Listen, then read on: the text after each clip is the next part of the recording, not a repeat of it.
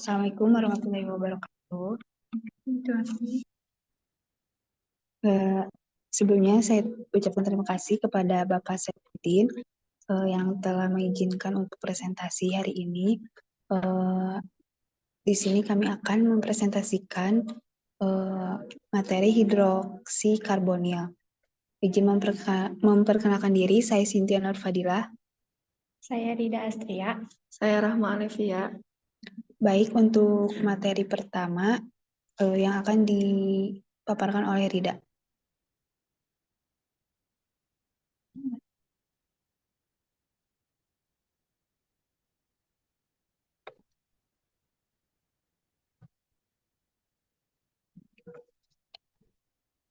Baik, materi yang pertama itu ada oksidasi alfa beta hidroksi karbonil.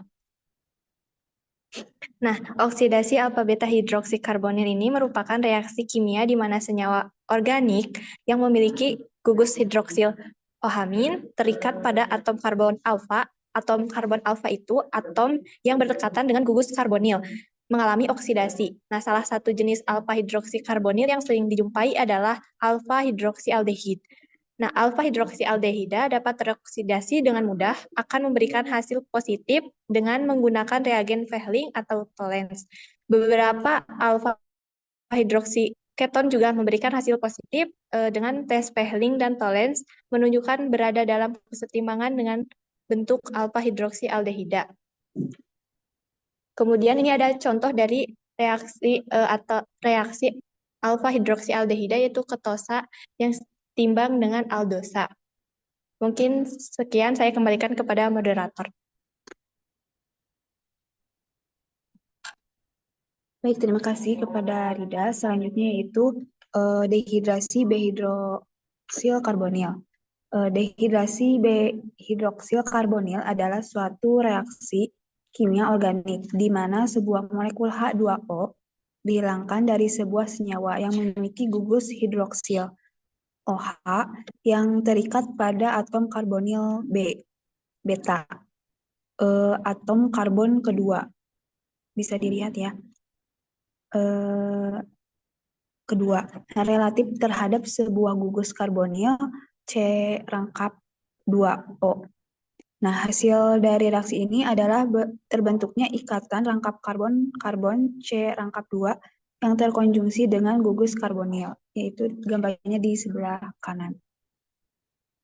Nah, selanjutnya yaitu pembentukan hemiasetal atau hemiketal siklis, yaitu senyawa organik yang terbentuk dari reaksi antara gugus karbonil C rangkap O dengan gugus hidroksi OH. Hal ini reaksi terjadi pada satu molekul yang sama atau intramolekuler. Hasil dari reaksi ini adalah terbentuknya sebuah cincin yang mengandung oksigen, sehingga disebut hemisetal atau hemiketal siklis. Next. Nah, di sebelah kiri kita bisa melihat sebuah senyawa organik dengan gugus fungsi asam karboksilat COOH pada salah satu ujungnya. Nah, gugus min OH pada asam karboksilat ini sangat reaktif.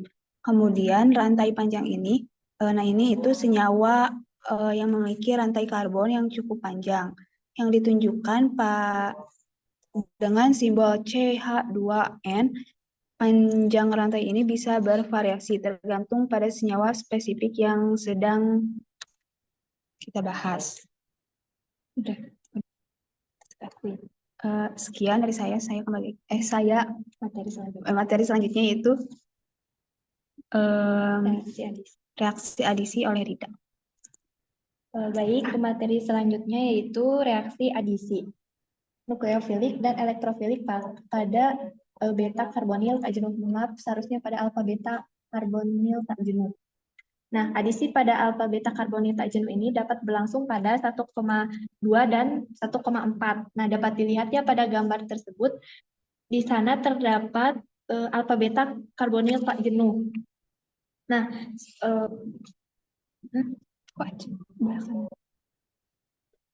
kenapa dikatakan alfa beta karbonil tak jenuh karena terdapat rangkap pada gugus karbonnya. Bisa ditulis ya. Ada itunya nggak kalau di ujung tanda panahnya?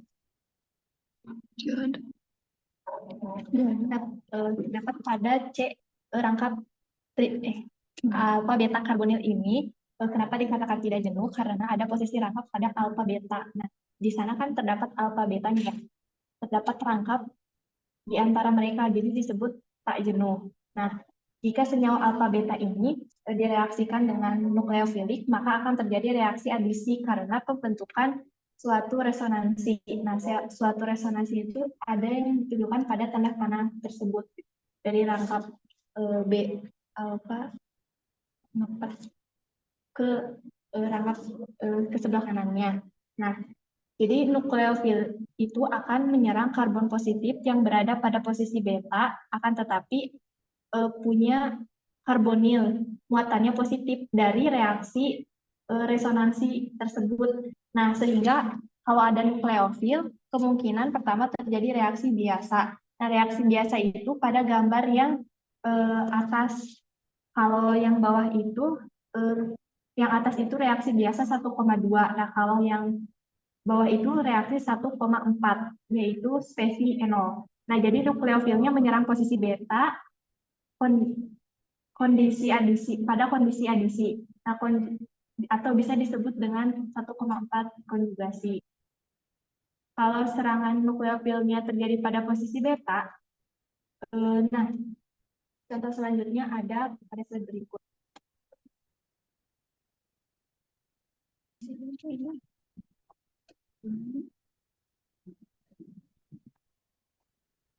Nah, reaksi alfa beta karbonil ini tak jenuh bisa juga terjadi pada reaksi berikut. Nah,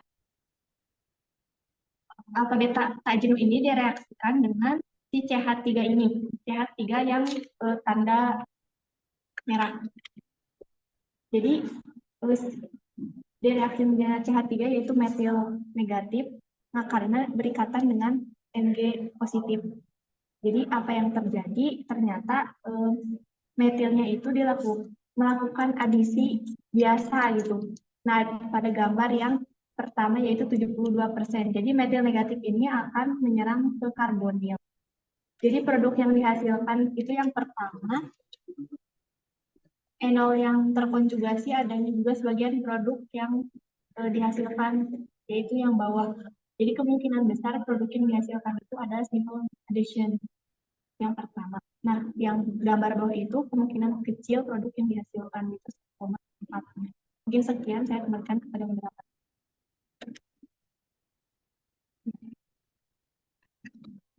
Baik, terima kasih kepada Rida. Selanjutnya materinya yaitu adisi karbanion, adisi misel yang akan dipaparkan oleh Rahma. Baik, adisi misal pada beta karbonil tak jenuh itu merupakan adisi 1,4 secara spesifik antara karbanion sebagai nukleofil atau misalnya enamin, imin, nitril terhadap karbonil alfa beta tak tergantikan.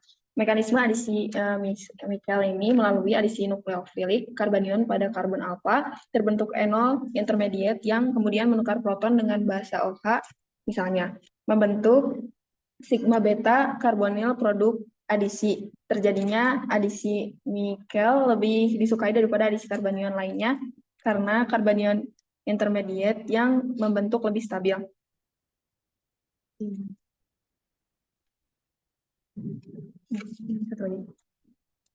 Nah, yang terakhir ini ada reaksi adisi nikel diikuti anelasi Robinson dan kondensasi aldol pada slide ini.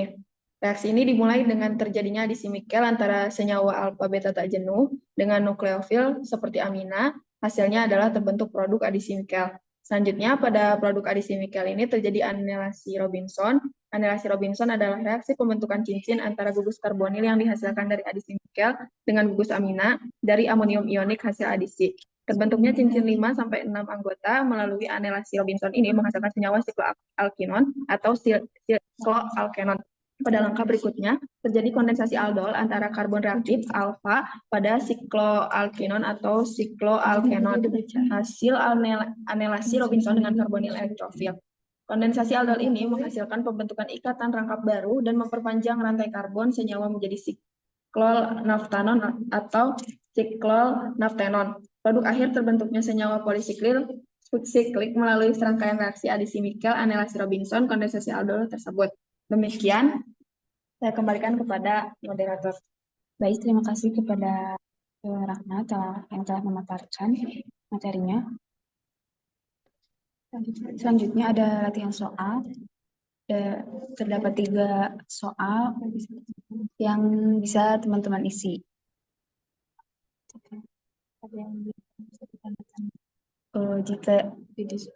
Jika ada yang belum paham, bisa didiskusikan di kolom komentar atau di grup kelas. Sekian dari kelompok kami. Mohon maaf bila banyak kekurangannya. Wassalamualaikum warahmatullahi wabarakatuh.